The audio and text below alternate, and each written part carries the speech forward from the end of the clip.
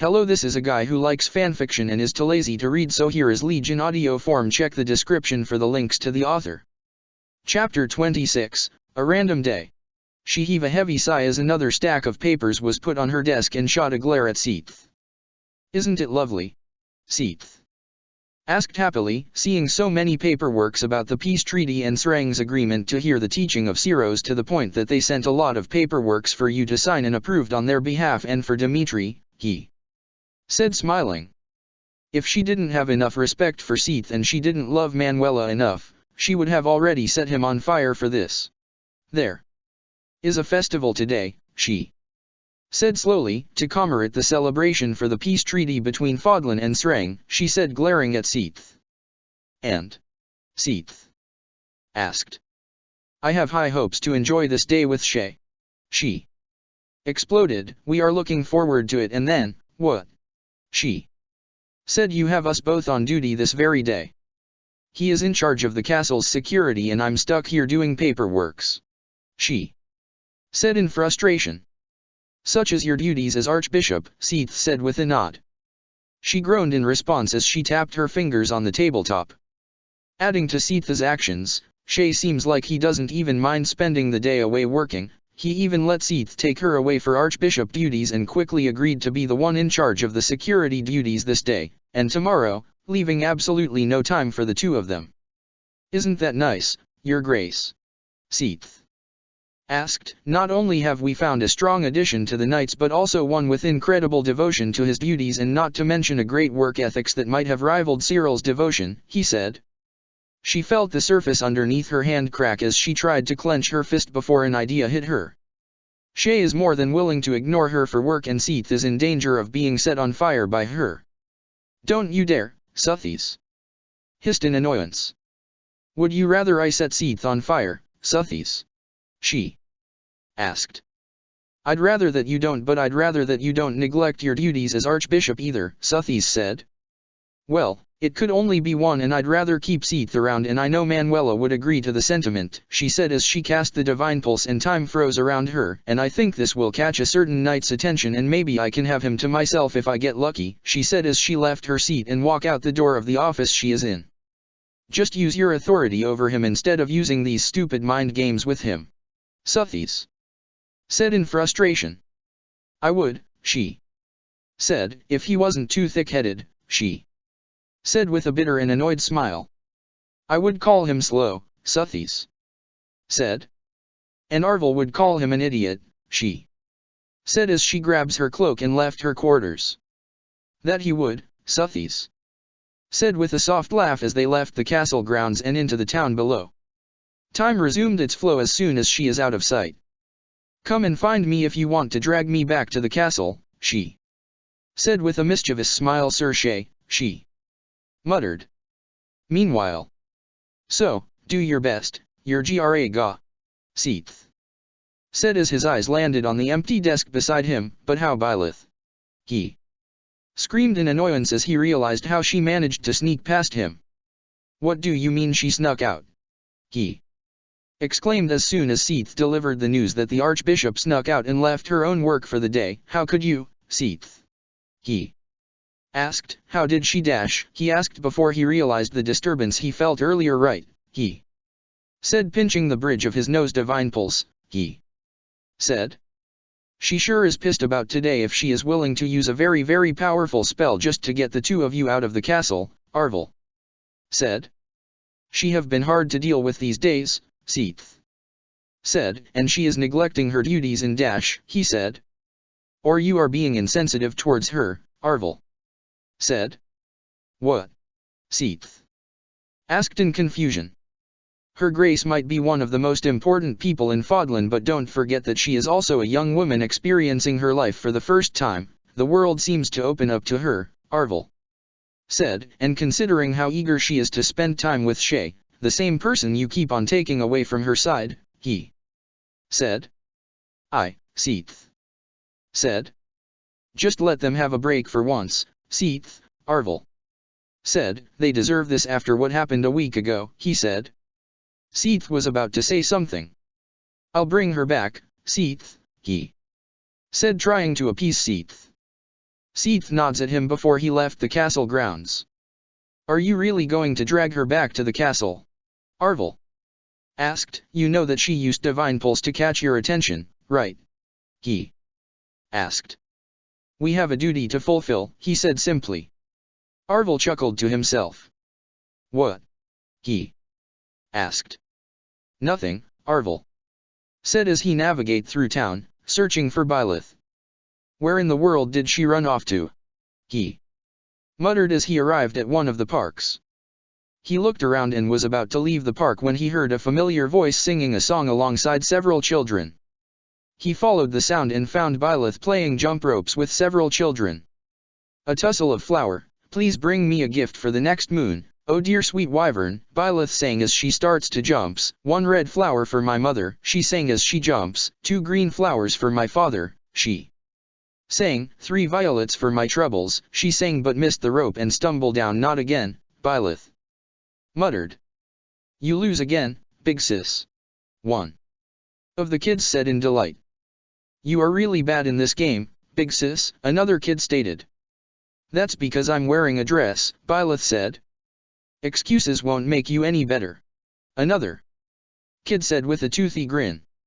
Cheeky kid, Byleth said as she flicked the kid's forehead with a soft smile on her face. He himself have a smile as he watched the interaction between the children and Byleth. So, what are we going to play next, big sister? A little girl said as she clung to Byleth's hips while the other two little boys holds her hands. Let's see, Byleth said trying to think of a new game. Big sis, the little girl called out. Yes. Byleth asked. There is a knight, the little girl said looking to his direction. A knight?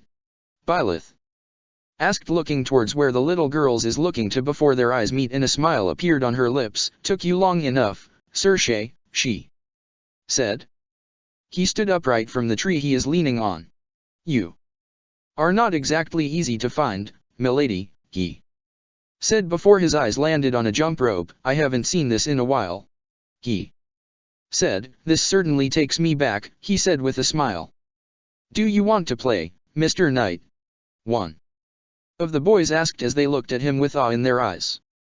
Wait, Byleth said after a moment, exactly how long were you watching us? She asked with a tint of pink dusting along her cheeks.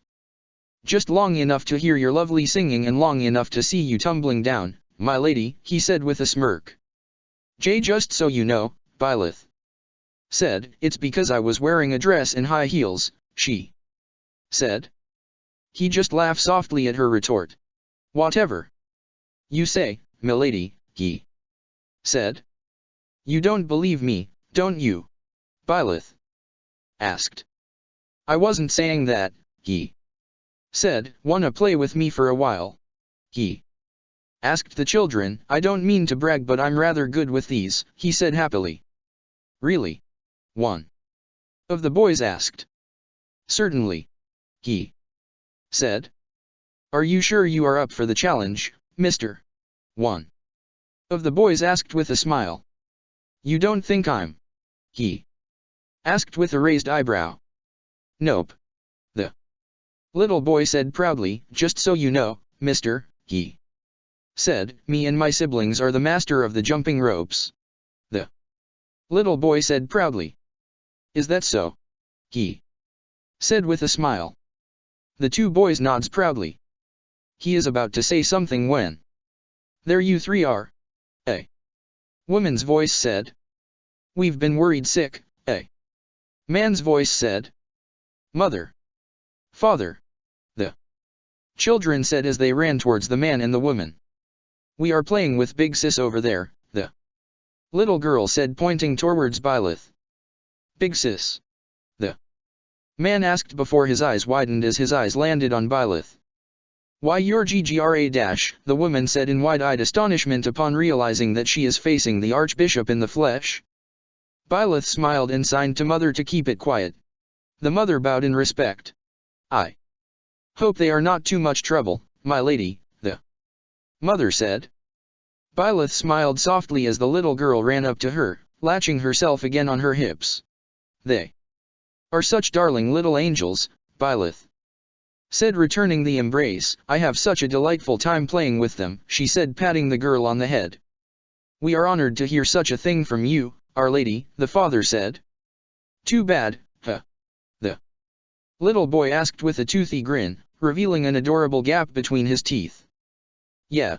The other boy said. Guess our rematch would have to wait, Byleth said before turning to him, and with Sir Shay by my side, we would win against you three, she said. We will look forward to it, big sis. The boys said while the little girl nods before leaving her. We'll see you around, big sis, the little girl said before waving Byleth goodbye as they leave. As soon as the family is out of sight, Byleth turned to face him. So, here to drag me back to the castle? Byleth asked. As a matter of fact, yes, he said. You have been neglecting your duties as Archbishop, he said, and as your knight, I'm to ensure that you fulfill your duty effectively, he said sternly. Byleth looked away with a sigh. All right, she said. Take me back to the castle, she said with an unreadable tone in her voice. Come, he said as he held out his hand towards her. Byleth ignored it and walked past him. He scratched his head before sighing before following after Byleth. He heard both Arvel and Suthi's side at the same time. Okay, what's wrong? He asked. Whatever do you mean, Sir Shay? Byleth asked. Okay, the Sir in front of his name is there, which only meant one thing, and she usually would have been more than happy to hold his hand and she would have been walked beside him while they chatted all the way to their destination, but as he watched her back and felt uncomfortable with the distance between them adding to the silence is a sign that stupid block-headed grape-headed idot, Byleth muttered under her breath. Byleth is pissed at him. Sure, he is being too uptight up his arse, but it is a necessary evil because he can't afford to let anyone ruin her reputation and lead her to destruction. It's his job to make sure she is safe and respected across Fodlan. You sure are an idiot, Shay, Arvel said. Hey, I'm just doing my job, he reasoned. And that's a good thing, Arvel said.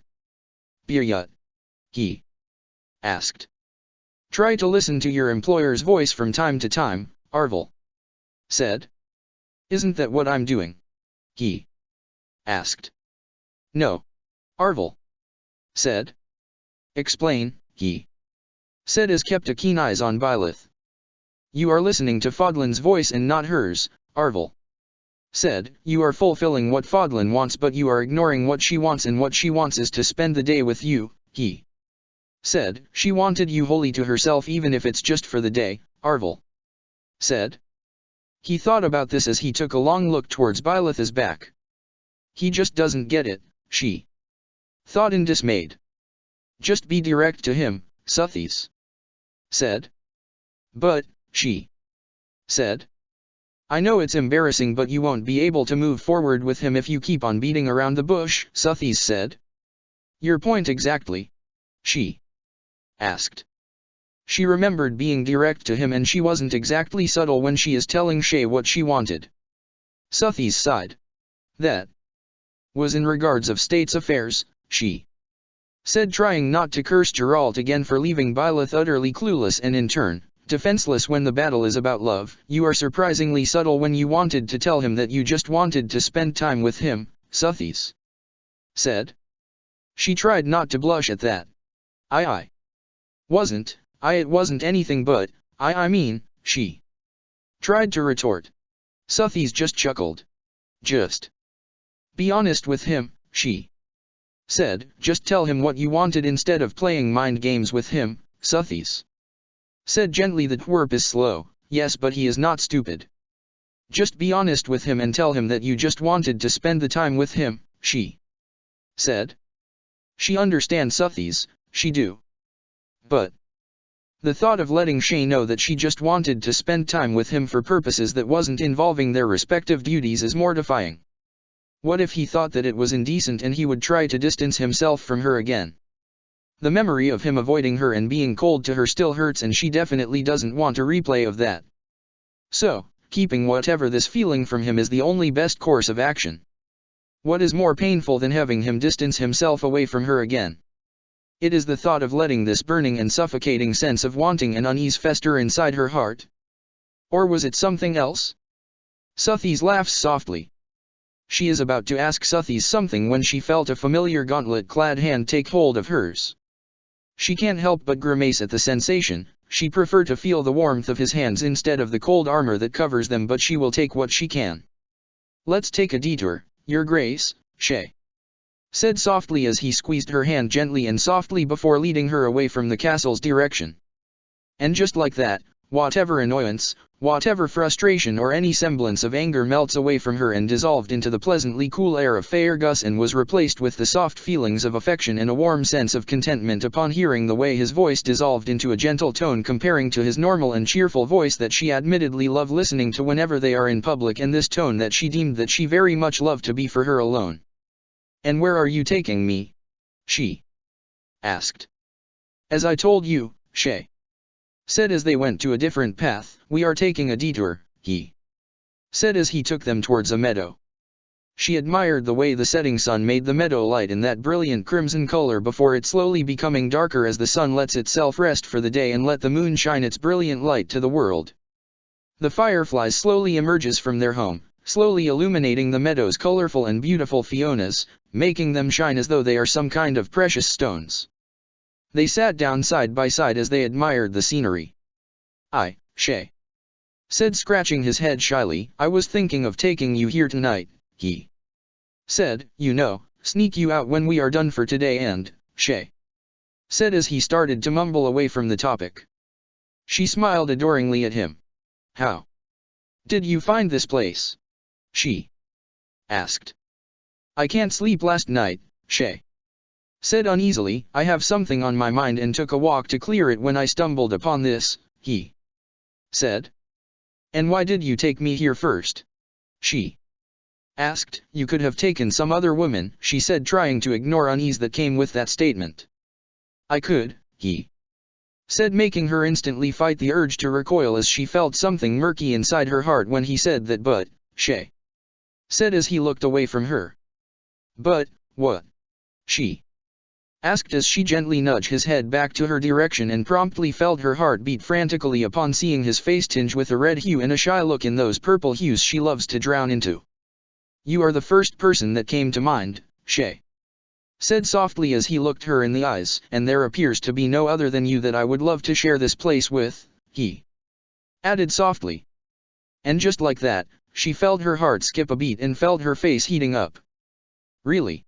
She asked as their fingers inched themselves towards the other. Yes, Shay said as they stare in each other's eyes. And why? She asked. Because I know you would love to see this place, Shay said softly with a smile on his face. She reciprocated the smile as they look into each other's eyes. The world seems to freeze around them, that she is afraid that she accidentally activated Divine Pulse, but no. She can still hear the sound of winds against the trees and the grass, the music of the forest, and smell the scent of the forest. So, she took this opportunity to finally drown into his eyes. There is something about their vibrant color that seems to captivate her so, and more so when they soften like this whenever they are gazing at her. That gaze made hope blossom in her chest and made this different kind of feelings of love intensified. When it happened, all she wanted is to stay by his side like this. Shay broke away from her and she can feel disappointment welled up in her heart as he turned away from her. So, she resolved to look at his back instead. Hold out your hand, Your Grace, Shay said, clearing his throat, effectively breaking any spell he somehow cast upon her at the moment. She tilted her head to the side in confusion. Like this? She asked as she mimicked the way he is holding his hands. Open them, Shay instructed. Like this? She asked, wondering what kind of games he is going to teach her. Yes, Shay said as he put his hands over her and opening them. A firefly flies towards her open palms. When did you? She asked. I managed to caught one just now, Shay said as his eyes is fixated on her face. What? She asked as she turned her eyes away from the bug. Nothing, Shay said, looking away from her again. You are acting weird, she said with a soft giggle. Am I? She asked. She hummed in response with a smile on her face. Well, I do my best, she said with a soft chuckle. Chapter 27, What happened in Camulus, stays in Camulus, sort of. He landed on his butt rather painfully as Alois hit him on his stomach rather hard. Good work, laddie. Alois said as he put the training axe on his shoulder. Your footwork have improved and your form have improved as well, he said. Not enough, he said as he picks himself up from the ground. Of course, Alois said with a nod of approval. Well, this is it for today, he said, patting him on the back. Go get cleaned up and meet up with her grace, he said. Oh, right.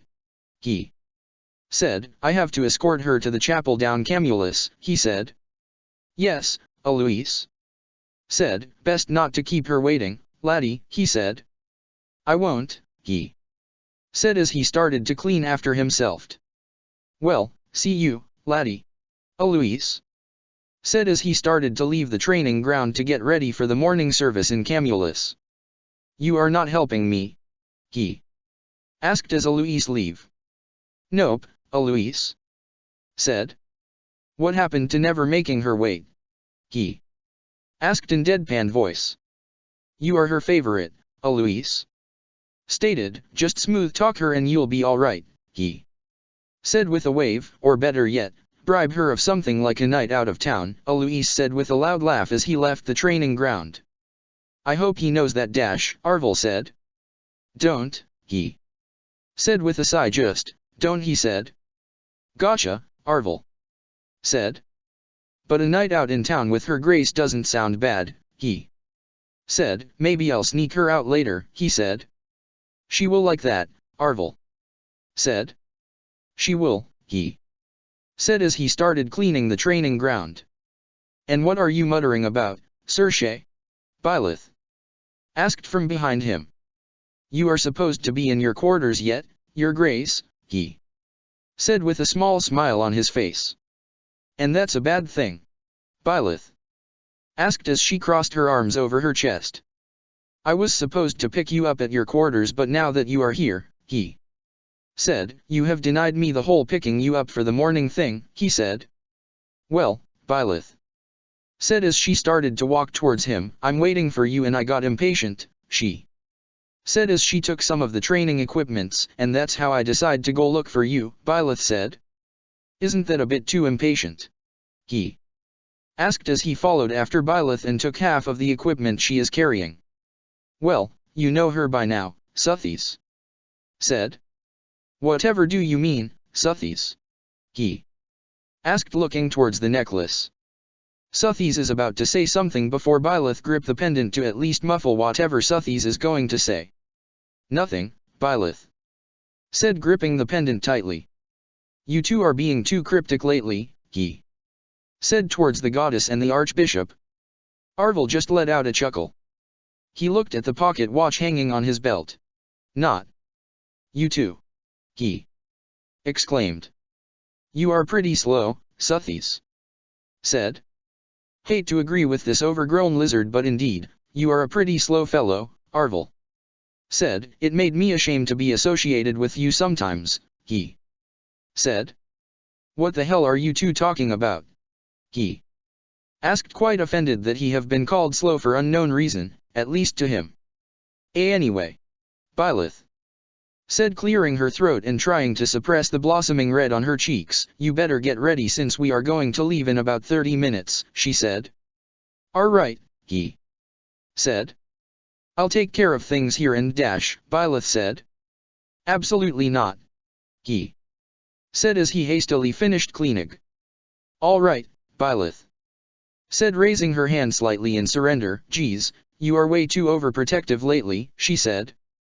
I'm just doing my job, Your Grace, he stated. Can you please stop treating me like I'm just another job to you? Byleth asked angrily. After everything we've been through for the last 3.5 months, you should probably know by now that she ranted. You didn't let me finish, your grace, he said. All right, Byleth said. Enlighten me, Sir Knight, she said. What I meant is, he said as he grabs his armor from the bench. I made it my personal mission to keep you safe and happy at all times, he said. It's improper for me to put my personal feelings above my line of duty, but, he said as he finished collecting his personal intrigues. But, what? Byleth asked as Shid followed him out.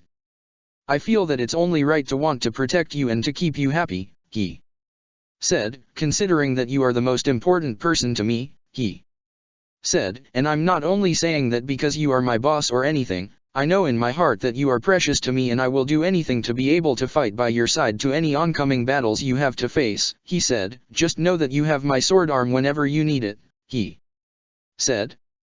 He knows that it wasn't the most eloquent way to say it or even the sweetest way to put his feelings into words, but he have to tell her somehow, tell her how much she means the world to him. Byleth didn't say anything to him as she followed him, which scared him. Maybe she think that he is being unprofessional and improper, that he thought of his duties too personally towards her. Maybe she think that it's unpleasant that a man who she didn't have any fond feelings that goes above any sort of camaraderie, unpleasant. I'm sorry, he said softly. What are you apologizing about? Byleth asked softly. He said, just forget what I told you, he said softly. And why would I want to forget that you practically told me that I'm important to you as an individual and not as the Archbishop? Byleth asked, clearly annoyed at his request. But it's improper for me to put my personal feelings above my duties to you, he said, and this might separate me from you if someone ever found out that I'm doing this not for the pay or for the fame, he said. I'm doing this because of you, he stated. And who would know that you are telling me this? Byleth asked Seath. Flame. The Knights. Fodlan. She asked. For all I care, what you said now is for my ears only, Byleth said. Anyone, he said, anyone that might destroy your reputation as Archbishop and anyone that might take you away from me, he said. They won't, Byleth said, not when I deemed what you said belongs solely to me and to me alone, she said. Of course, Your Grace, he said. So, Byleth said after a moment, trying to change the subject, I'll wait for you in the tea room, she said. I will, he said. I'll just get ready and I'll join you there before we depart for Camulus, he said as they stopped in front of the tea room. Don't take too long, Byleth said. I won't, he said. And Your Grace, he said as he opened the door for her. Yes, Byleth asked. May I take you for myself for the day after the service? He asked. Byleth blinked in surprise. The whole day? Just the two of us? She asked. And if possible, at least an hour or two for tonight too, he said. Only if you want, he said, looking away from her since he can feel his cheeks heating up. I love to, Byleth said softly. Then, he said, I'll see you later, Your Grace, he said before giving her a bow of his head. I say, Arvel said from his place on the nightstand beside his bed. What? He asked as he took off his sweaty tunic and threw it on the basket. You sure are growing some balls now, Arvel said in surprise. This made him to stop the process of unbuckling his belt. What's that supposed to mean? He asked. You finally managed to ask her out without her setting some sort scheme just to get through that thick head of yours and to make you grow a pair. I say, you are growing, Arvel said happily. I'm proud, he said. Hey, I usually ask her out from time to time, he said as he continued undressing. After some nudging and some snide remarks from her great-grandmother dearest, Arvel said. Whatever, he said with a sigh before he entered the bathroom. Just be honest with her already. It will set you free, Sir Gallant and Strong Knight, Arvel said. Shut up, he said as he slams the bathroom door shut. He can hear Arvel laughing in the background. That's for giving me and Suthies some of the greatest headache we have, Arvel thought. And so, the goddess have ordered. Byleth said, love thy neighbor and giveth to the needy as you would giveth to your own. She said, and may the lands heal and be at peace for all eternity.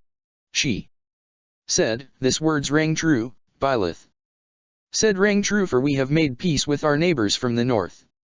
It rang true because that friendship can help us from Fodlan and as well as our friends from Srang to find eternal peace forever, and that is why we are obligated to continue forth the peace we have gained and continue to nurture it until the dust of conflict have been blown away by the winds of changes, and that is why I invited the congregation to rise, and we will pray to the goddess for her help and guidance in maintaining the peace we have found together with our neighbors from the north. Byleth said as she closed the book of Siros, please stand and let us pray, she said. As the congregation bowed their heads in prayer, he blocked all noises in the background and focused solely on the lovely voice calling upon the goddess, despite the fact that the goddess is residing inside the pendant around her neck, but he can't bother to care, not when he can listen to the sound of her voice. Soothing and calming, and one of everything he loves about her. He abruptly stopped thinking when that thought hit him. No, it's no good to develop any semblance of feelings of love that went above and beyond of that of a love for a friend, but... And with that, the service is over, Byleth said as she finished with the benediction. Good day everyone, she said before her eyes turned towards him, signaling to him that they should leave now. And where to? Byleth asked as soon as they are alone in her quarters in Camulus. He is quite surprised to know that despite the law stating that the archbishop should be staying in her estate in the church compound in Camulus, Byleth seems to be staying in the castle in Fhirdiad, but knowing that the king holds a loving sentiment towards Byleth, he wasn't that surprised that she is given her own quarters in the castle. I was thinking of just wandering about the festivities and nothing more, he said as he helped her take off her cape, and if we saw something we like, we can always buy it, right? He said as he carried the cape to the mannequin and put the cape around it. You seems to know what to do, Byleth said. Did you do this once with one of the many women you were wooing? She asked. Admittedly, he said, I did take them out on a date like this before we retire for the night in some random inn, or if it's a noblewoman, in her room, he said. Byleth was quiet for a moment. And, Byleth said after a moment of silence, you are going to do the same with me now? She asked. Of course not, he said, that type of things never even crossed my mind when it comes to you, he said. So, I'm not pretty enough for you to bed, Byleth said, offended at his statement. You are offering? He asked with a raised eyebrow. If I'm indeed offering, Byleth said before he felt a pair of arms wrapping around his waist making him swallow nervously, would you take me to bed now, right at this moment?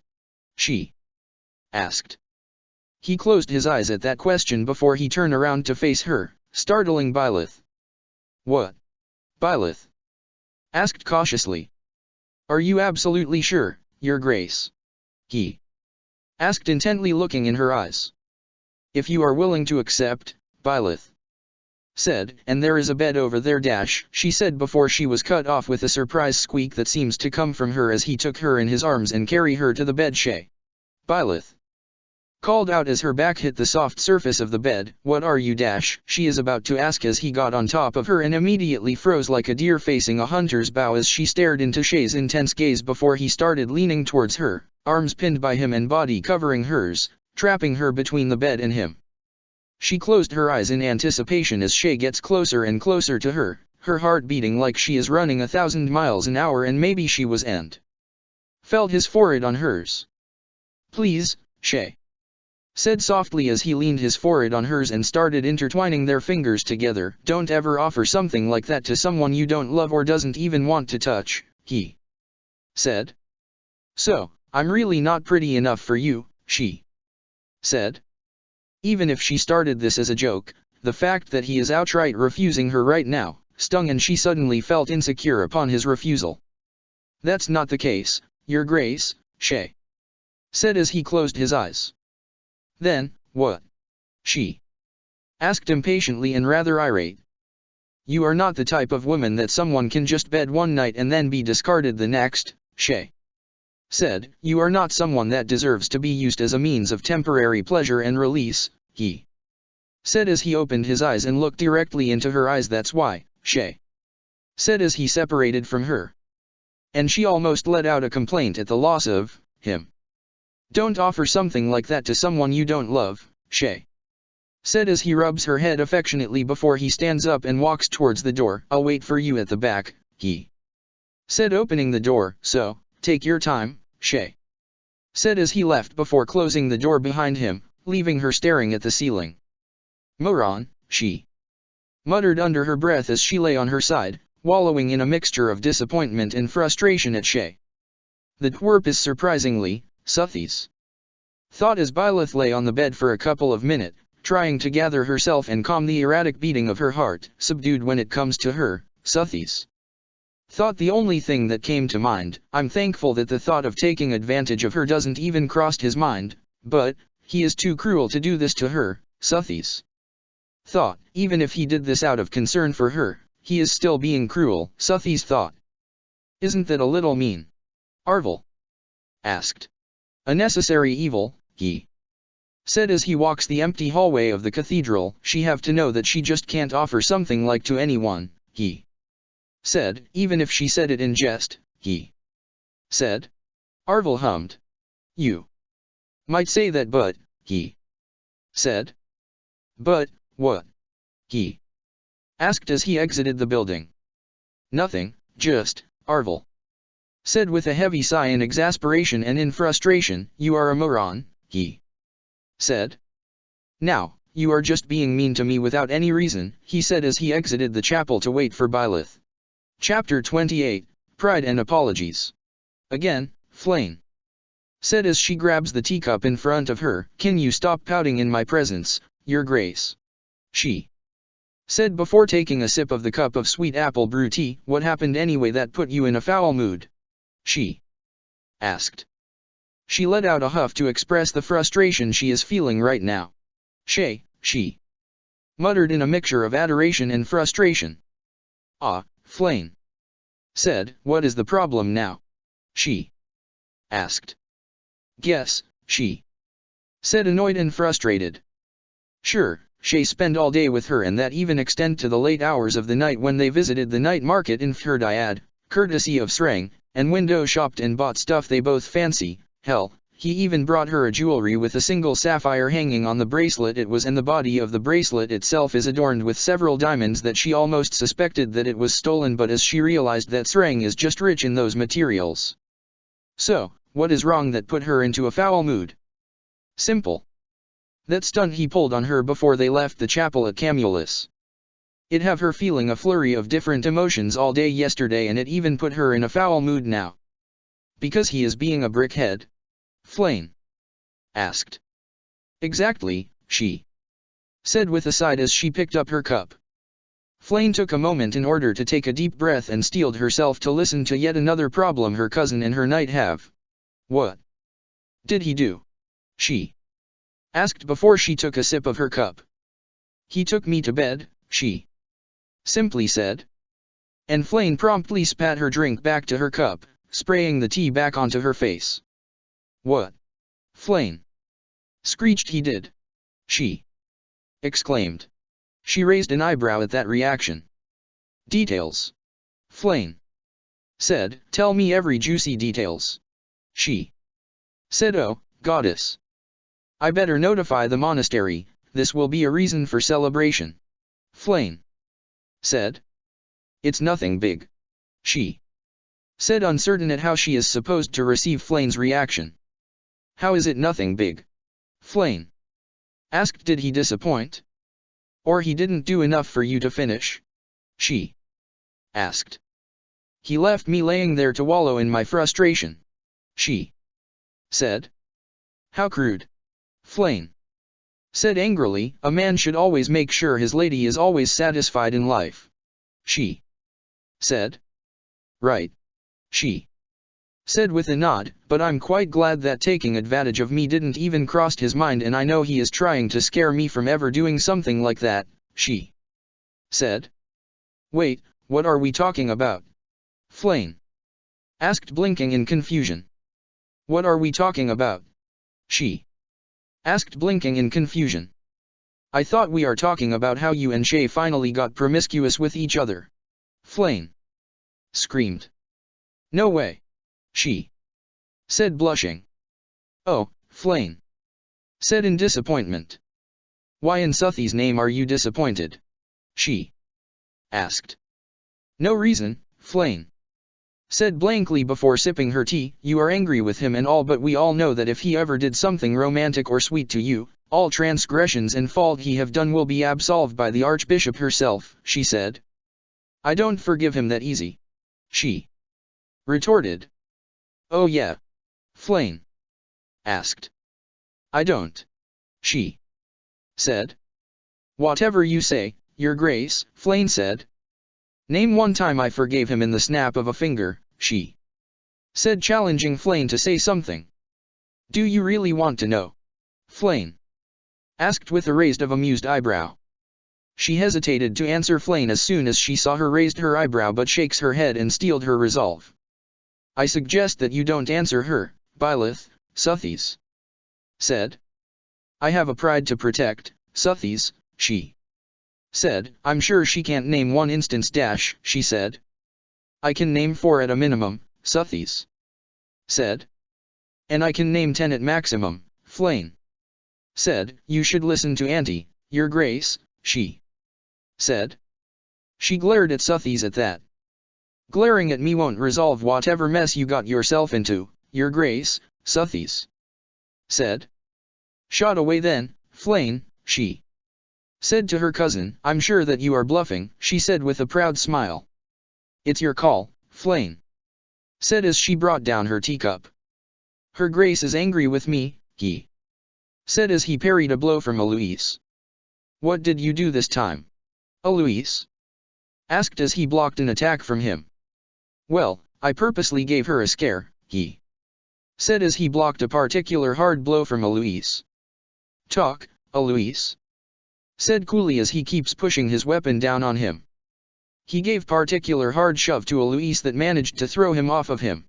I pretended to, he said as he tried to think of the right word to say that he pretended to take advantage of the joke Byleth pulled on him. I pretended to bed her yesterday, he said, and he barely dodged the attack Eloise throws to him.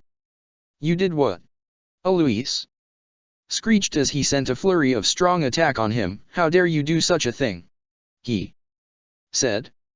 I was doing it to show her that it's dangerous to even offer something like that, even if in jest, to a man. He said as he dodged a heavy attack from Eloise. And so, you made her hope that you finally see her more than an employer and decided to act on your feelings. Eloise asked in outraged. How could you? He asked. You are angry about that? He exclaimed in shock. You disappoint a lady and left her there feeling insufficient and unsure of herself, and you have the gall to ask me why I'm angry? Eloise asked in outraged. I was only trying to protect her from the men and people that would have taken advantage of that moment. He said before Eloise hit him on his side, making him fall down on his side with a painful thud. I just won't stand around while I watch the woman I'm supposed to keep safe from everything that will try to harm her, and that includes everything and everyone that will take advantage of her heart get hurt.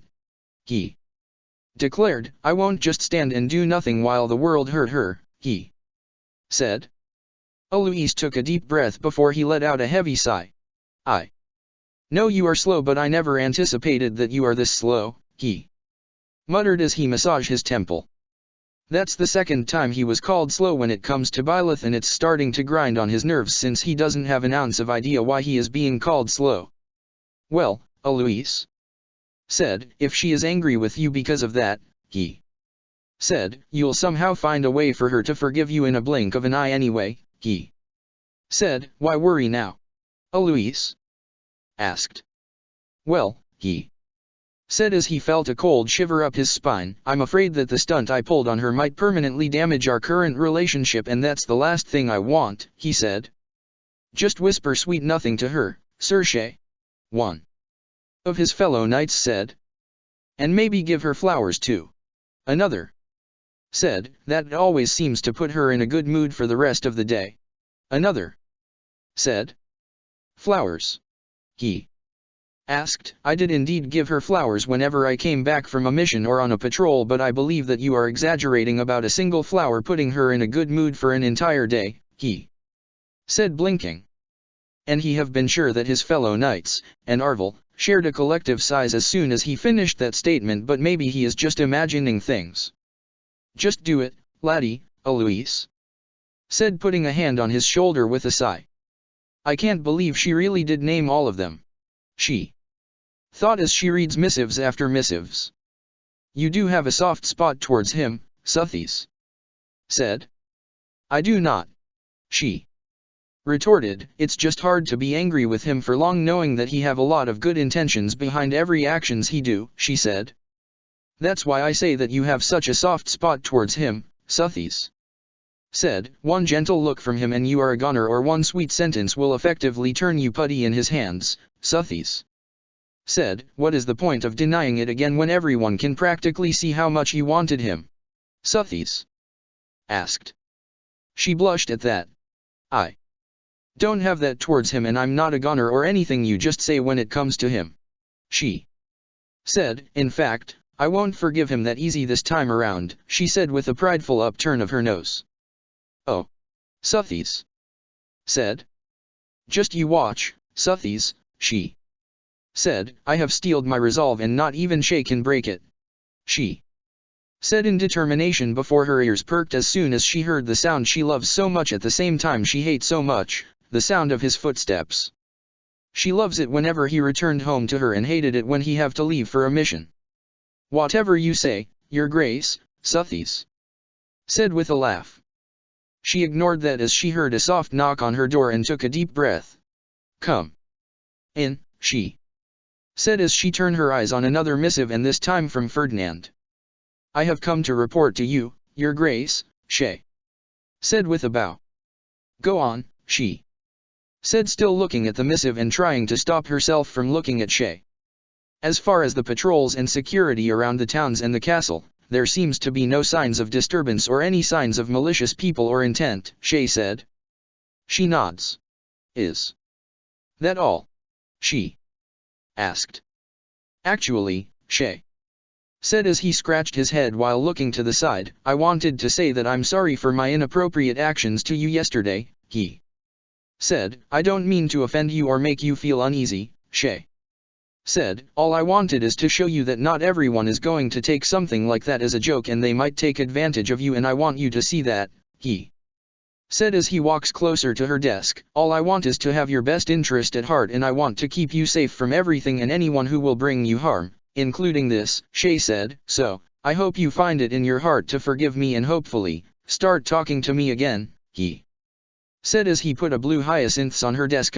He said before swallowing nervously, missed you, and I missed listening to your voice, and more than that, I want to be by your side once more, Shay said. I hope you can find it in your heart to forgive me, Your Grace, he said before he bowed and turned to leave. As soon as she heard the door locked shut, she covered her now red face, trying so hard to calm her beating heart. She truly wanted to run after him now and say that she forgave him and she really missed his presence, even if it was only for one day. Maybe she might do just that. She stand up from her chair hastily to chase after him and say that she have forgiven what he did yesterday.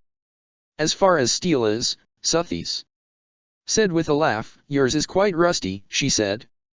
And she abruptly sat back down. I won't judge you if you want to forgive him now, but this just proves to everyone that you indeed have such a soft spot towards him, Suthies said, still laughing. She just let out a huff at that. Not this time, she will not forgive him this time.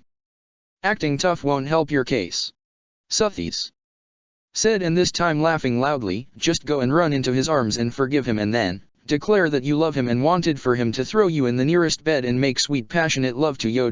Suthies said before she managed to shove her into the nearest drawer in her desk. This just proves to me that I'm right, and I know I'm right since I can hear and feel every feelings and thoughts you have. There is nothing you can hide from me, Your Grace, Suthies said as she laughs from inside the drawers. Nope, she is absolutely determined not to forgive him after a day, not this time. She have a goddess to prove wrong. It seems like she is still angry with me, he said as he made his rounds around the castle.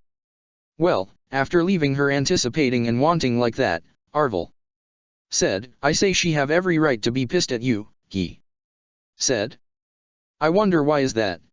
He asked. Besides, she started it, he said, and she meant nothing by it but a joke, he said. Whatever you say, buddy, Arvel said. What's that supposed to mean? He asked. Nothing, Arvel said. You are acting weird, he said before an announcement caught his eyes. An announcement about an oncoming tournament. The grand prize is a pass for an all-you-can-eat buffet for 2 and for an entire year. He read happily. That's eat. He said with a delighted laugh. Get it, Arvel? Eat in it. He asked to the pocket watch hanging on the belt that is holding his folds together. Arvel sigh. What crazy idea did you concocted? He asked blankly. You made it sound like I was always having a lot of bad ideas, he said. That's because you have a lot of bad ideas, Arvel said. Like what? He asked. Accepting a challenge from a stranger that turned out to be one of the most powerful people in Fodlan, to name a few, Arvel said. I don't really see that as a negative, he said. In fact, I'm glad I meet her, he said. I can see how is that a positive benefit to you, since you get to have a steady stream of income, a roof over your head, and a food inside your belly, Arvel said. In addition, the Archbishop holds you in such a high regards, making you the favorite among the knights, he said. What is even better than that than having the freedom to travel across Fodlan without the suffocating etiquette expected of a knight? Arvel said sarcastically. For one, I don't care either I'm her favorite or not, I cared about her, and second, she is more than an employer to me, he said. She is important to me, he stated, and I'm doing this because I want to and not because of the fame or the pay, he said. Arvel gave a hum of approval. Either I want to admit it or not, I kinda grew fond of the Archbishop and of the overgrown lizard, Arvel said. So, no complaints here, he said. Good, he said. So, what is this oh so amazing idea of yours? Arvel asked. I'm going to enter that competition and win that grand prize for her, he announced, and we can both pig out in a buffet everywhere in Fodlan, he said happily. For a year, he added in excitement at the thought of delicious food and sharing it with Byleth. You do know that she will sooner chase you with a sword than forgive you for thinking this is the best idea to gain her forgiveness, right? Arvel said blankly. What do you mean? He asked as he walks across the hallway happily. Her Grace loves food, he said, and this will be the best I'm sorry gift to her, he said as walks towards the direction of the sign up for the tourney for tomorrow. Might be, Arvel said, but isn't a flower or something sweet a more suitable gift for her instead of, oh, I don't know, he said, entering a townie to win a pass for a buffet? Arvel asked. Trust me, he said, this is one of the best gift yet, he insisted. Whatever you say, Arvel said, but, he said blankly. What? He asked. You are going the wrong way, Arvel said. Moron, he added. He stopped dead in his track. I know that, he said before he turned to the other direction. Suyuri, Arvel said. Chapter 29, The Tourney. Why the hell did you two drag me here? Valerie asked as they walked through the night market. Well, we figured that after the fight with Professor last week, Ignatz said, you could use a relaxation, and so, we thought that the celebration to commemorate the alliance between Faergus and Sreng is a good idea, he said. I know that and I appreciate the thought, but, Valerie said, don't we have a busy day in the inn? She asked. Oh, don't mind that, Miss Valerie. Raphael said, we all deserve a break every now and then, he said as they escort Valerie throughout the night market. I guess so, Valerie said as she looked around what used to be former Atlanta back when Great Adresja is still around and started to reminisce those times gone. Is everything all right, Miss Valerie? Ignatz asked. Yes, Valerie, said as her mind took her back to the days of her youth. The cold winds of Atlanta during winter and the pleasantly cool summer air during summer days, the way these once fertile lands flourished in the autumn time. Big sister. A small girl barely aged 7, said as she ran to her. Identical brown eyes lights up in delight as she showed her an apple as red as a blood. Big sister. Ignatz called out, effectively pulling her out of the memory of her younger sister. What did you just call me? Valerie asked. I'm sorry, Ignatz said. It's a slip of a tongue, he said. I didn't mean to often dash, Ignatz said. Did you hear me complaining? Valerie asked. No, Ignatz said. Then, I don't see anything for you to apologize for, Valerie said. Then, I can call you big sister, Ignatz asked. Do what you want, Valerie said. I don't care, she said as she turned her back towards the two. It's been a while since someone called her that, and it brought some sort of nostalgia in her heart as well as sadness at the thought of her little sister. Ignatz just smiled towards Valerie as they navigate through the crowd. The pleasant atmosphere around them continued as they enjoyed the festivities, the lights, and the colorful pennants banners, and the banners of House Bladded and the banners of the chiefs of Srang are in display as a sign of alliance between the two nations. As they passed by the bulletin board, something caught Valerie's eyes. Attorney. Valerie muttered as she read the notice. Sounds interesting, she said with a smile on her face. She jolted a little as she felt a familiar presence enter the area. Suthies, she called out to the goddess. What do you know, Suthies? Said amusedly. Little Helen is here, she said. Yes, she said, but I don't sense any malicious or violent intent from her, she said. Then, we leave her alone and go about our day, Suthies said. Understood, she said. Your Grace. Dimitri called out.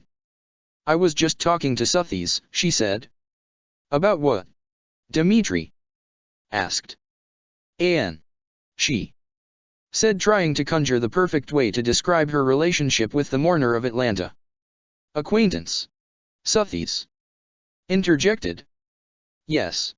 She said, an acquaintance, she said internally, thanking Suthies for the follow-up, though, I'm not sure if it counts as an acquaintance if we just beat her in a fight, she added internally.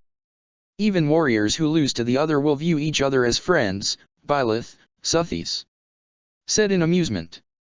And how would you know that? She asked as she watched the first fighters of the tourney. Because that's how I met Epimans. Suthies said in delight. Oh, just remembering how I pummeled him to the ground during a tournament is just too funny. She said with a hearty laugh. You should have seen his face. She said. Poor Arvel, she thought as she watched the larger fighter beat down on the smaller one. An even poorer man, she thought as she watched the man show off more specifically, to her.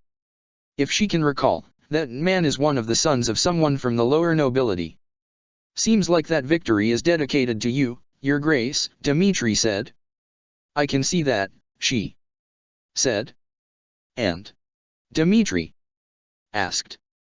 I don't find it impressive, she said. I'll be impressed if he would be able to beat someone stronger and larger than him, she said. Is that so? Dimitri asked. What? She asked. If I were to beat someone stronger than me here and right at this moment, would that give a chance to be closer to your heart? Dimitri asked. Aye, she said, trying to find a way out of this conversation before she heard Dimitri laugh. And pray tell what you find funny, Your Majesty? She asked with a small smile. My apologies, Your Grace, Dimitri said as he calmed down, but seeing you so disarmed and so flustered with my question, he said as he directs a loving and adoring smile at her. I can't help but think that you are rather adorable, Dimitri said. She can feel her cheeks heating up at that as she heard Dmitri chuckling. Yes, Dmitri. Said softly, quite a sight, he said, and I would love to see more of this if I can, he said as he reached out to touch her cheek, truly a sight to behold, Dmitri said, the goddess must be smiling upon me for her to grant me this, he said. She must be, she muttered looking away from Dmitri. Then, I'm glad to hear that, Dmitri said, especially, if it comes from you, he said. And why is that?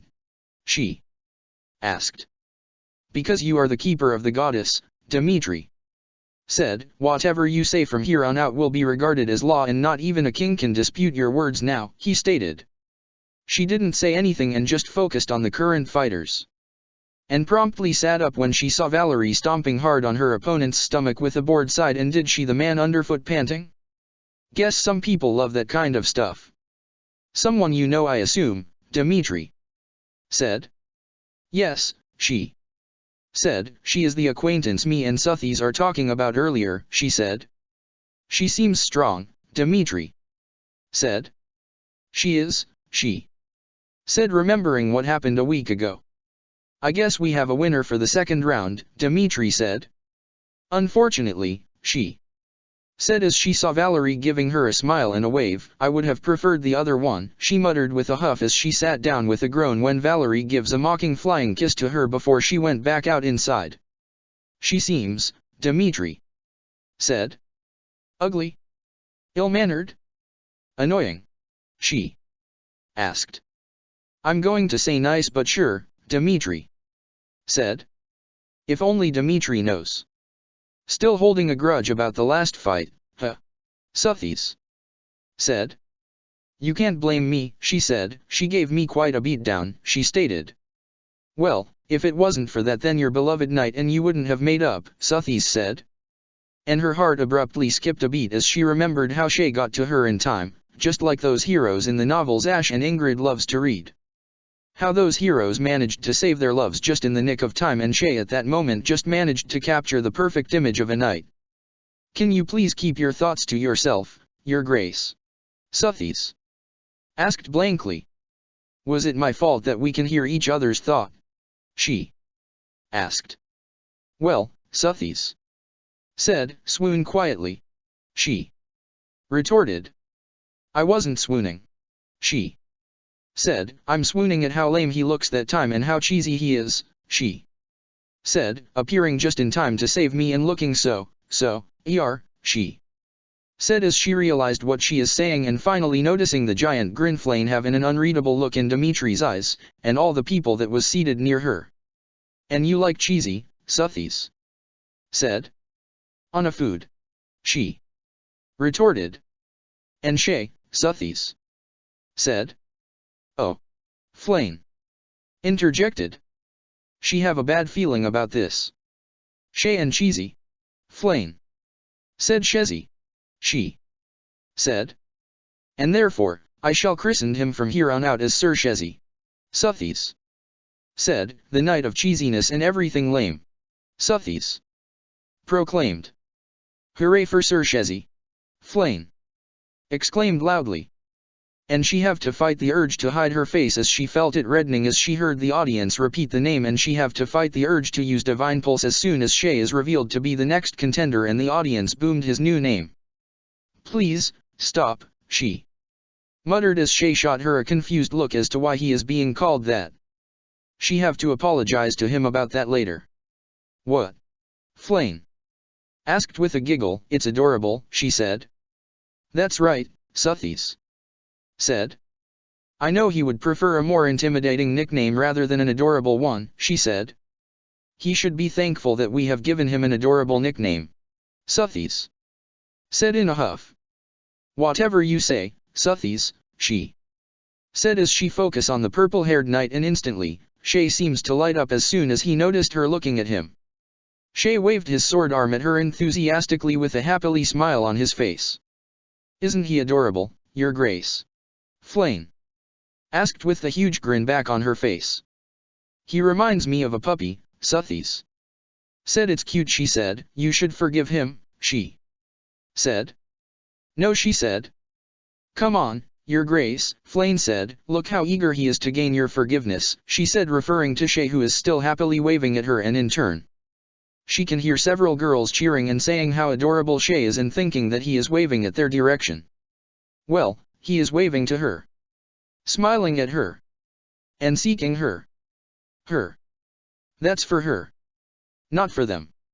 Someone is jealous, Suthies muttered. I'm not, she muttered. Whatever you say, Your Grace, Suthies said. She let out a huff as she turned her attention back to Shay. And she have to fight back the blush from breaking out as she saw his smile gets happier and brighter as soon as Shay saw her eyes on him. I say, Flame said, you forgive him, she said. Look at how happy he is, Flame said. I can see that, she said as she fought back the smile that is threatening to break out of her face. The herald introduced Shay and whoever that man is before he signaled the beginning of the fight. The larger man, roughly towering over Shay, is quite bulky and strong looking, but Shay dodged the axe as the man swung it horizontally before Shay swung his sword upward, effectively disarming the man before he sent a roundhouse kick on the larger man's side, which resulted for the man to fall down on his side rather painfully before he points his sword just an inch on the man's nose. Well, she said with a small smile on her lips. I expect no less, she muttered softly as the herald announced Shay as the winner and will be the one advancing on the semi-finals, and smiled back this time when Shay turned to her direction with a smile, and the annoying swooning and cheering of the ladies in the audience is but a white noise to her now, knowing that win is dedicated to her alone. Well, he is indeed one of your strongest knights, and if the news of his valor and chivalrous actions back in Hapstraying Moon is any indication, Flame said, then it's only a matter of time before he gained admirers and suitors across Fodlan, and being your favorite is an added bonus too, she said. She just hummed in response as Shay went back to side. The semi-finals is an uneventful affair and she already knows who will win anyway. The Mourner of Atlanta beat down her opponent in record time. So, the only thing that seems to stand out to her is when Shay is fighting because of various reasons. 1. The man Shay is fighting. The man who pummeled that poor man on the ground during the first round, and he mocks Shay, mock him right in front of her, thinking that it will gain him some cookie points with her. The nerve of that bastard. 2nd, is the fact that Shay gave the man with the best humiliation of his life by just dodging the larger man's very poorly coordinated attacks before he stomp on his foot and deliver a punch to his face, instantly knocking the man out cold. So much for beating her Shay to a bloody pulp. It seems like that victory is for you, Your Grace, Dimitri muttered. It seems it is, she said with a small smile as Shay acknowledged the adoring public. And he asked.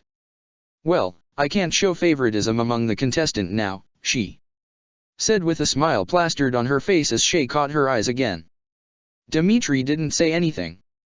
The herald have announced the final round for the tourney, and as she expected, the contenders are both the Mourner of Atlanta and Shay. Well, this will be fun, she said. Dimitri raised an eyebrow towards her. How so? He asked. Oh, you'll see, she said with an amused smile. Oh. Valerie said, isn't it the Archbishop's lapdog? She said, or was it her lover? Valerie asked in uncertainty. He didn't say anything, but the remark about being Byleth's lover kinda tugged at his nerve. He is trying to gain her forgiveness, not make it worse. I assure you, he said, we are not in that kind of relationship, he muttered. Ah, gotcha, Valerie said as she took a peek at the place where the Archbishop is sitting alongside the king. So, are you ready for a payback? She asked. You know, for what happened last week, Valerie said as she put her halberd on her shoulder. You mean a payback for taking advantage of her grace's injuries? He asked as he pointed his sword. I have been eager to finish where I left off, he said. Valerie smiled rather happily with a hint of bloodthirst. I'm looking forward to it, she said before looking towards Byleth, who is on the verge of activating Suthi's power. No worries, Your Grace, she said. I won't harm your lover boy too much, Valerie said. Just a little something for the beatdown he delivered last week, she said. Byleth hesitantly sat down.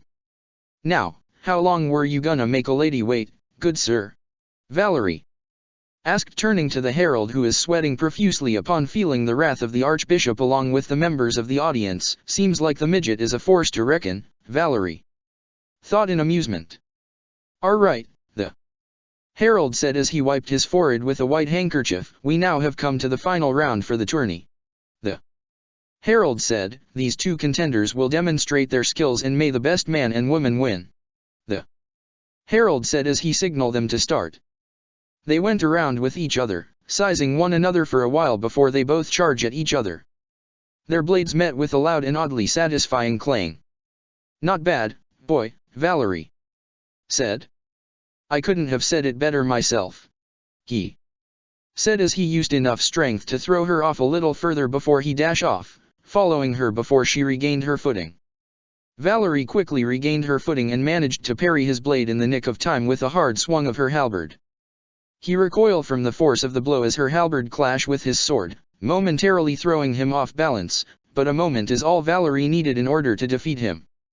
Thankfully, he is able to regain his footing rather quickly and hastily swung his blade towards Valerie. Valerie managed to see the attack coming and lean backward to avoid it, making him miss her by an inch before he felt Valerie's knee on his stomach, making him recoil in pain. Nothing personal, boy, Valerie said smugly, looking at her halberd. Then, why? He asked as he catched her breath. Isn't it obvious? Valerie asked. It's all for the sake of the grand prize. She announced, the all-you-can-eat buffet for two for a whole year in all of Fodlan. She said. Just for that? He asked. Just for that? Valerie repeated. It's a buffet, you fool. She said. The bounty of the earth. A gift given by the goddess and the salt of all things wonderful. She said. Okay, she is exaggerating it, but he can't help but agree. So, no hard feelings, Valerie said as she raised her halberd. This is just business, she said as she brought it down. He blocked the halberd with his sword, stopping it in its track. As if that would stop me from trying, he said as he slowly got on his feet, ineffectively pushing Valerie down by his sheer determination alone. I too want it for myself, he said. I want that free buffet pass too. He said as he pushed her with so much force that she threw Valerie away from him once more. And not even you will get in my way, he exclaimed, punctuating each and every words with a blow of his sword, pushing Valerie with each hard and heavy blows. Whelp! Valerie shouted as she swung her halberd sideward, effectively disarming him. Think you can beat me? She asked as she punched him on the face. That pass is mine, she said as she activated her magic. Likewise, he said as several dark spikes appears behind him. This ends here. Both him and Valerie said as they fired their respective spells towards the others.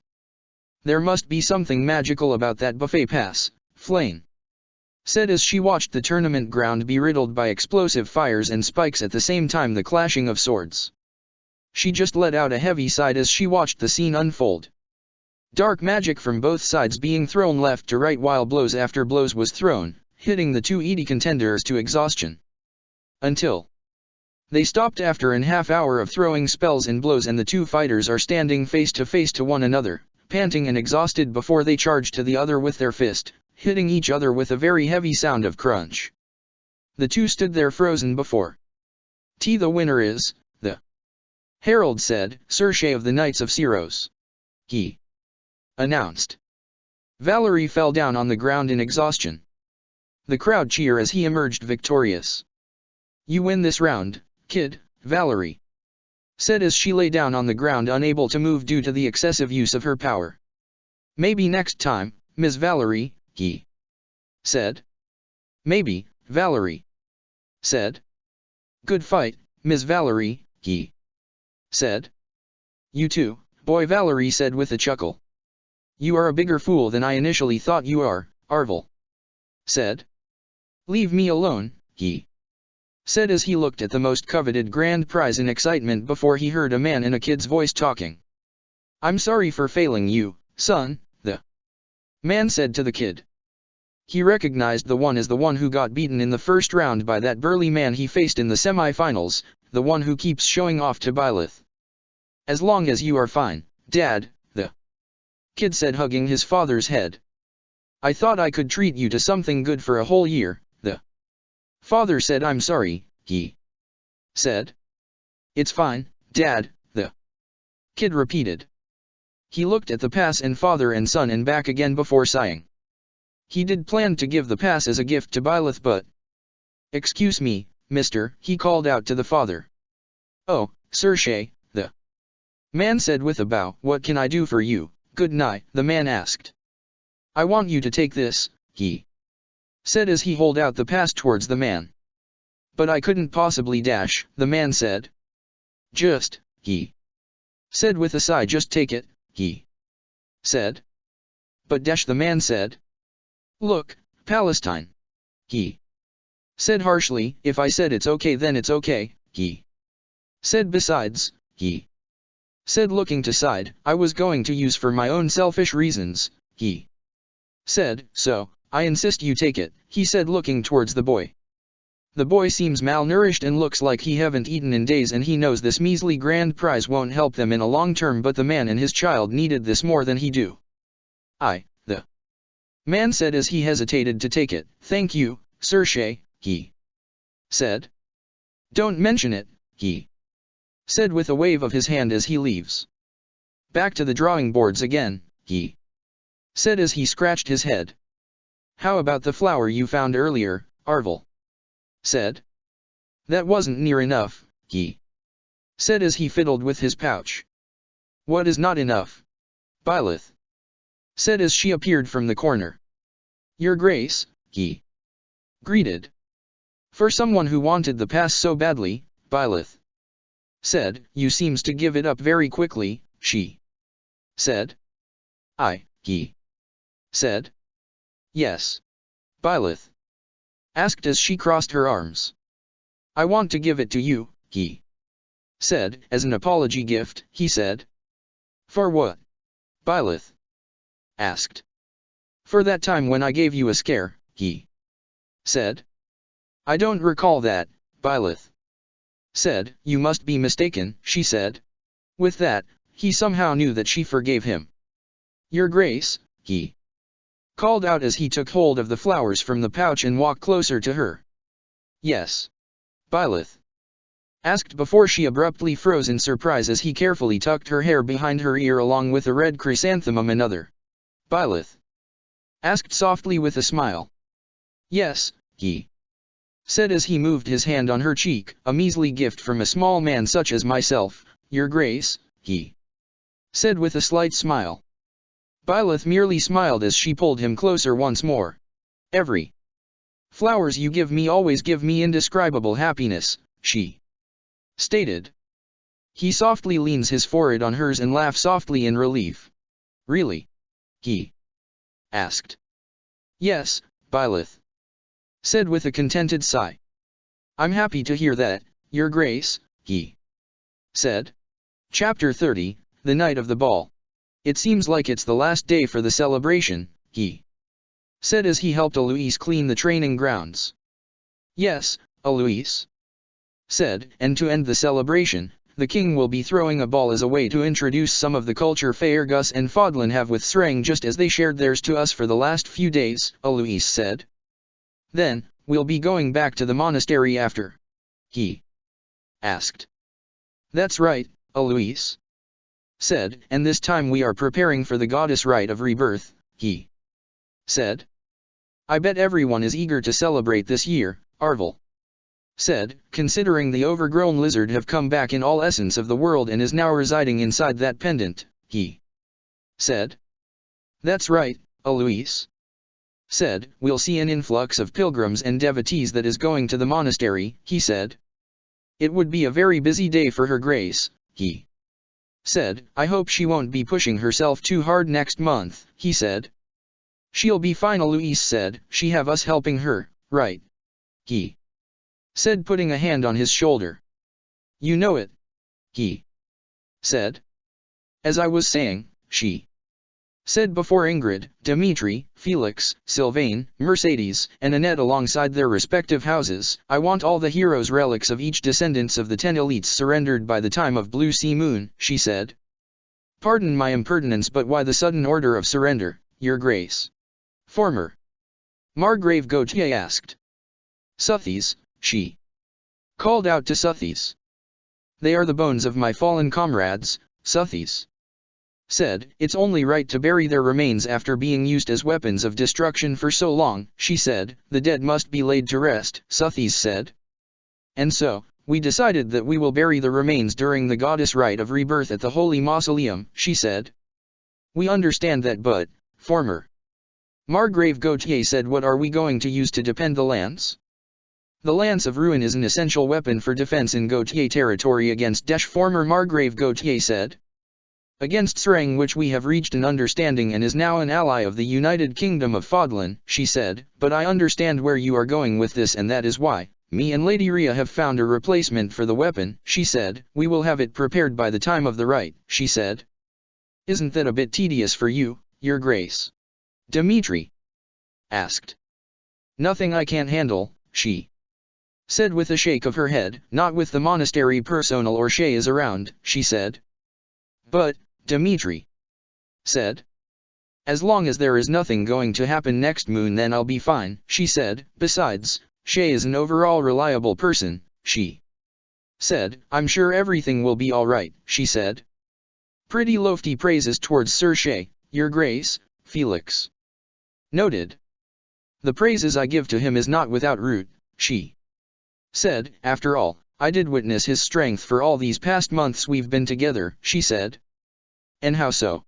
Felix asked. Something like that wouldn't have come from his deeds during the rebellion in Agir during Hapstraying Moon, he said. Well, she said, there have been a couple of incidents at the area surrounding Gareg Mach for the past 3 months, she said. As all of you are aware what happened in Great Tree Moon, she said. The appearance of the goddess, Sylvain said. That's one of it, she said. The rest is classified information between me, Suthies, Arvel, and Shay, she said, as well as Seath and Flane, she added. Isn't it a bit suspicious that only a select few of the knights and officials of the church knows? Dmitri asked. It's necessary, she said. All of you just focus on making Fodlan stable and we'll take care of the rest, she said. But, Your Grace, Ingrid said, you might ended up injured or worse, fighting some unknown fiend we don't know, she said. That's what Shay is here for, she said. He have been by my side, fighting by my side since the moment we met, she said, trying not smile as she feel giddy at her own statement. Is he enough, Professor? Annette asked. He is, she said. Mercedes knows how reliable he is, she said. Right, Mercedes? She asked. Yes, he is reliable, Mercedes said. He is a strong knight and loyal to the Archbishop, she said. He usually helped me get around the monastery every now and then too, Mercedes added.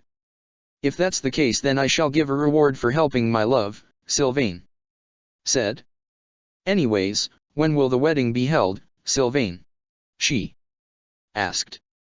On the first day of Wyvern Moon, Sylvain said, and we are hoping that you'll officiate the wedding, Your Grace, he said. Consider it done, Sylvain, she said. I'll gladly officiate your and Mercedes' wedding, she said. Sylvain was about to say something when they heard a soft knock on the door. Come in, Dmitri said. A maid entered the meeting room with a flower in hand. I'm here on behalf of Sir Shay, the maid said as she bowed lowly. Her ears perked up as soon as she heard Shay's name. Did something happen? She asked in concern. Nothing at all, Your Grace, the maid said. Sir Shay is just asking me to pass this on to you, she said as she showed her a Edelweiss flower. He told me to tell you that he is going on patrol with Sir Alois and that he won't be back for lunch, but he'll come and take you fishing before the ball, she said as the maid put the flower in front of her. I see, she said. Thank you, she said as she picked up the flower. Shay must have picked it up when he went for his morning training in the mountains. It's my pleasure, your grace, the maid said as she looked at the archbishop twirling the flower in hand with a soft smile. I shall take my leave, the maid said before bowing for the final time before leaving her alone. I wonder if he knew the meaning of every flowers he picked, or he is just taking whatever he thought beautiful to give me. She thought. Knowing the twerp, Suthies said, I say he have no idea, she said. She just hummed happily at that. If he indeed didn't know each of their meanings, then it's all the more special to her. She don't know why, but it is. Is there something between you and Circe, Professor? Annette asked curiously. There is nothing between me and him, she said with a smile while looking at the flower. Still, nothing at all, she said softly, twirling the flower with a smile that the member of the Blue Lions present at the moment can only describe as love-struck or smitten.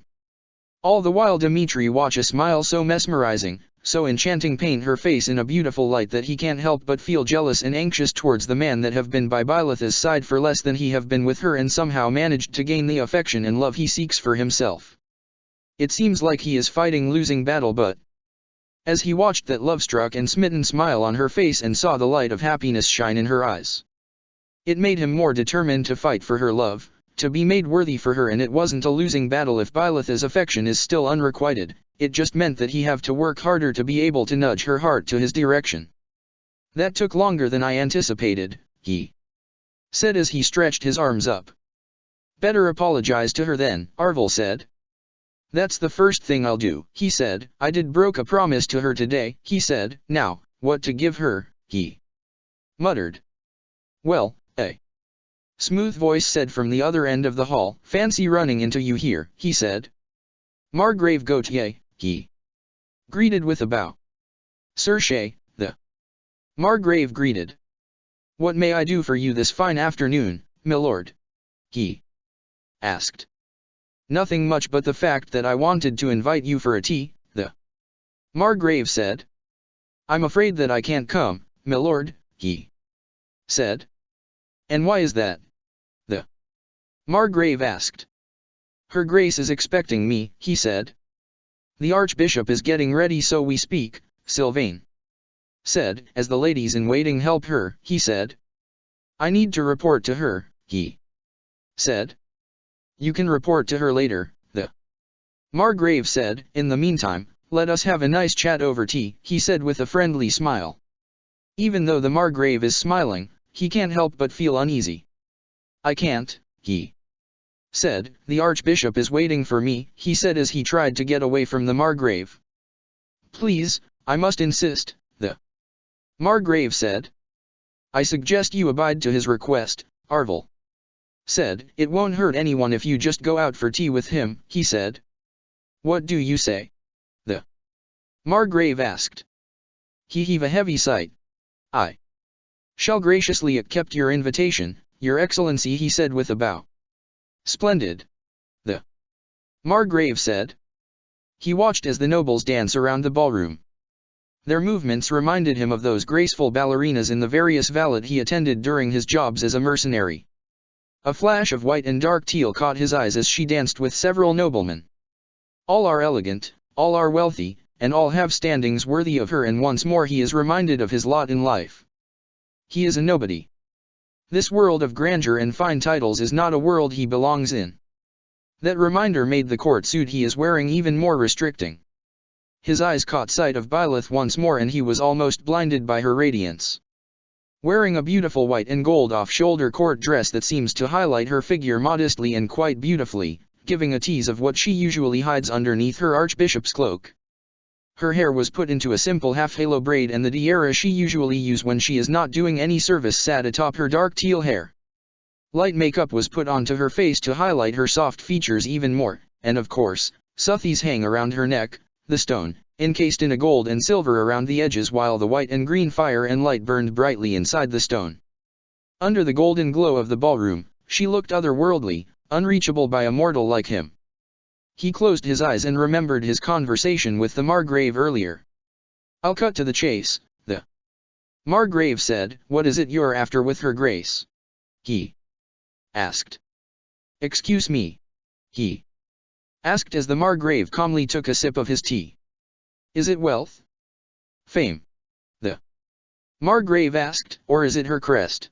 He asked, considering that her crest is the crest belonging to the Archbishop and to members of the imperial family, her grace is entitled to claim everything belonging to the empire and to the church. The Margrave said, let me tell you something, he said, the nobility knows the claim she have towards the vast wealth of the Hresvelg family and to them, she is the key to add more power, more wealth to their arsenal, the Margrave said, not only does she now bears the crest of Ceros but she also housed the goddess which meant that to many men across Fodlan, her grace is only a tool for even greater wealth and prestige, he said, and an access to more power, the Margrave said. That never even, he said as he clenched his fist at the thought of some man only using Byleth as a means to better themselves in life. Now, you know, the Margrave said, I wonder how would you use that knowledge now, Circe, he said, I wonder if you are only using her as a means to gain more prestige and wealth, the Margrave said. The thought of using her as a means to better himself didn't even cross his mind, he respected her too much to even consider it. You look pensive, Byleth said as she stood beside him, is something the matter? She asked. Just thinking, your grace, he said. And what are you thinking about?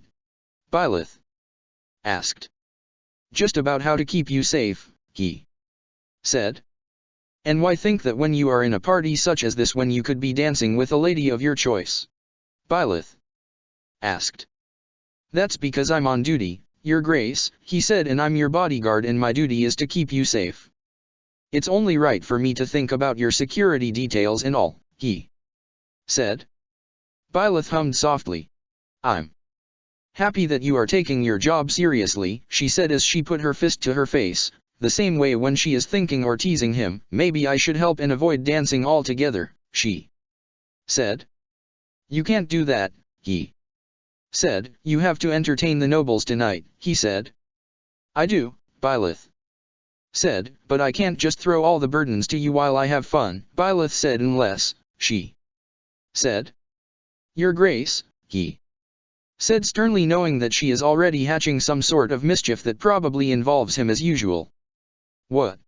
Byleth asked. I'm just thinking of the most optimal way for you to do your job while I have fun without feeling guilty about leaving you all by your lonesome, she said as she grabs his hand and dragged him to the ballroom.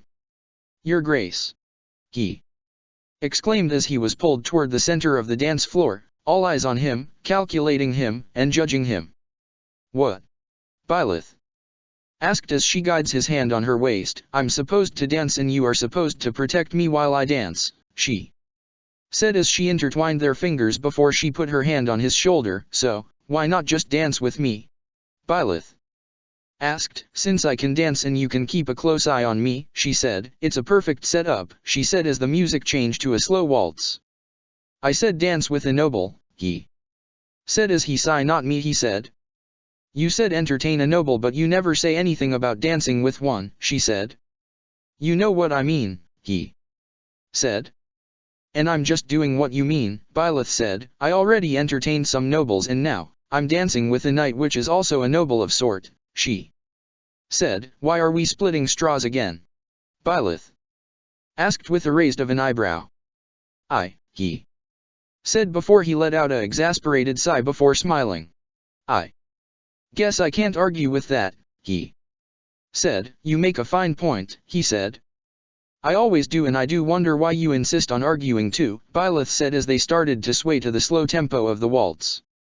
I wonder too, he said, and be warned, your grace, he said. And what is it? Byleth asked. I don't know how to dance, he said as the tempo became a little faster. You might come out unscathed with a bruised toe after this song, he said with a light chuckle. I'll survive, Byleth said before he twirled her around. When the music picks up its tempo lyre, she muttered after she is back inside his arms. What for? He asked. You said that you don't know how to dance, Byleth said. I must have picked up a thing or two watching the ball, he said. Byleth hummed thoughtfully as they danced to the now slow tempo of the waltz. He can hear the whispers of how inappropriate the Archbishop is acting, how inappropriate for her to dance with someone lower in station as him, or the whispers of them having an affair outside of just being a knight and his liege. But right now, he is too tired to care about what they think, not when this is the only time he is free to be this close to her and seeing her radiate in happiness under the light of the ballroom. He can't help but tune out the whispers. If you ever make her cry, betray her trust and broke her heart, the Margrave said coldly, the king and the rest of Fodlan will be hunting for your head, he said. Hurt her or betray her will never cross his mind, and making her cry, perish the thought. He would rather live a life of suffering than see her cry. After all. Byleth put her ear over his heart and gave a contented sigh as they sway to the music, and that is all he needed to hear to put his heart at ease. If she is happy, he is happy. That's all that matters. Meanwhile in Garreg Mach, a man with blonde hair was thrown towards the wall with a sickening thud in one of the hidden alleyway of the towns below Garreg Mach. What the hell are you doing roaming in our turf, huh? Hey. Man asked rather crudely as he kicked the man in the stomach. And to make a mess in it too, another said as he straddled the man and hold him by his collar. Rude. He asked as he punched the other man's face repeatedly. Destroy that pretty face of his, another cheered while the other just nodded in agreement. The beating went on for hours before the four thugs was satisfied. Weakling, the leader of the pack said as he rummaged around the blonde man's pocket. Hell yeah. The man cheered as he saw a bag full of golden coins. This man is loaded. He said as the others joined him to drool over the coins. The group start planning what they are going to do with the coins when. And what a worthless companion such as yourself doing and getting beat up by a bunch of worms.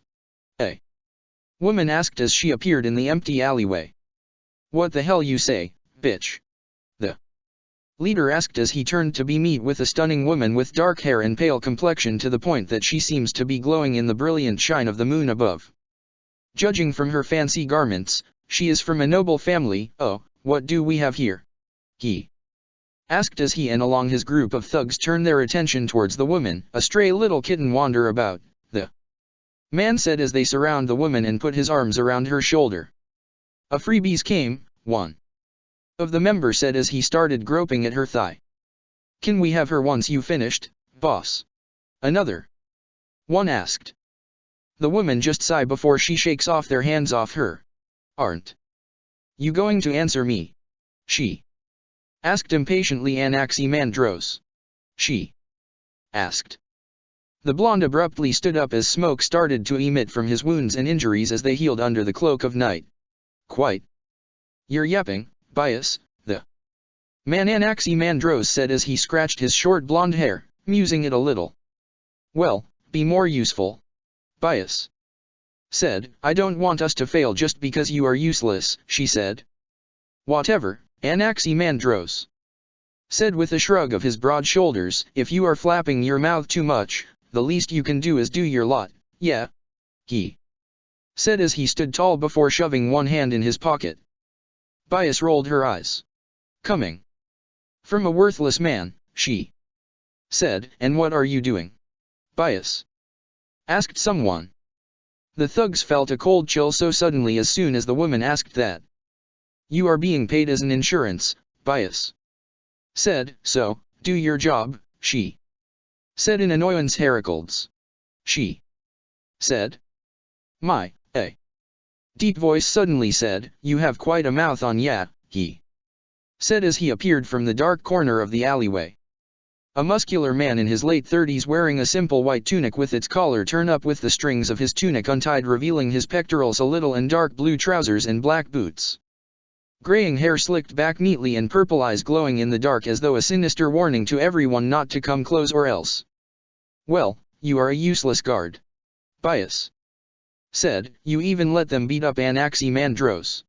She said, this can disrupt our plan. Bias said. Relax, why won't you, Heracles? Said as he leans on the wall. The archbishop along with Cethline and Sikal are currently not in the monastery, he said with a puff of his cigar. And they are going to be back tomorrow. Bias said, we are running out of time to finish the preparation here and as you can see my companion is quite useless, she said. Hey, I'm just surveying this area and by that I deemed it safe to be one of the place for that demmed spell of yours, Anaximandros said before turning his bright blue eyes towards the four. Then, be done with it. Bias said impatiently. What? The leader said before going still.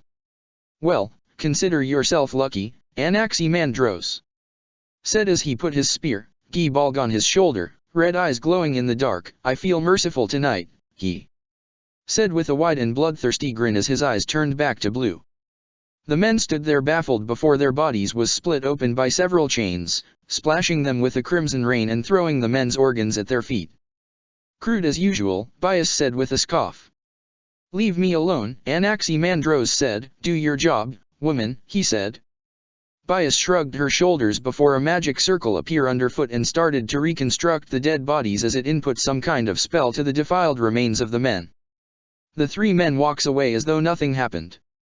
Weird, Anaximandros said as he watched the three men wander off into the night. What? Bias asked. I could have sworn I killed four, Anaximandros said. Oh, Heracles said. Apologies about that, he said. Both Bias and Anaximandros turned to Heracles' direction. But I can't help but admire your handiwork, Heracles said as he held the poor man with severed limbs and blood dripping from his wounds with his hand transformed into a large clawed hand. That spear of yours made quite a cut that I can't help but admire its handiwork, he said. You don't mind if I have him, right? Heracles said as payment, he said. Despite how useless you are, you have no qualms about taking advantage of the situation, Bias said in disgust.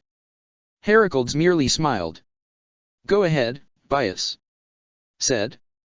Apologies, Heracles said. Anaximandros might be feeling merciful but I'm not, he said to the suffering man. Nothing personal, Heracles said as his eyes flashed a sinister red. I'm just hungry, he said before his mouth opened impossibly wide, resembling that of a small whale.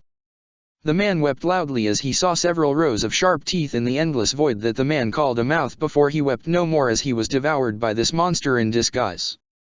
That was satisfying, Heracles said as he gave out a loud and crude burp before spitting a nail to the ground. You make such an ugly face when eating, Heracles, Bias said. You mind your business and I'll mind mine then, Heracles said as he leans on the wall looking up the sky as he lights another cigar. We will have a very tolerable work environment, he said.